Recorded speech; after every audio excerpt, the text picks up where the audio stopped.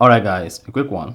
Here, I'll detail how to enable picture-in-picture on Samsung.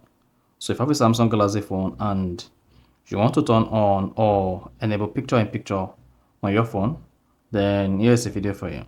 So if at the end of this, you found this offer informative, please don't forget to like and then subscribe. Now to enable picture-in-picture or Samsung Galaxy phone, all you need to do is go ahead and open your Samsung phone settings. On the settings page, scroll down, locate and click on apps. Now, while on the apps page, click on the three dots at the top right and click on special access. Now, once you selected special access, scroll down the page and click on picture in picture. Now, once you selected picture in picture, you should see all applications that support picture in picture here. Now, locate the application where you want to turn on picture in picture and then enable it.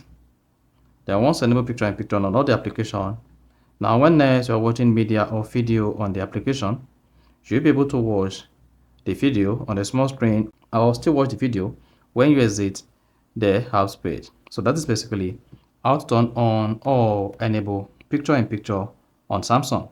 So if you found this offer informative, please don't forget to like and then subscribe.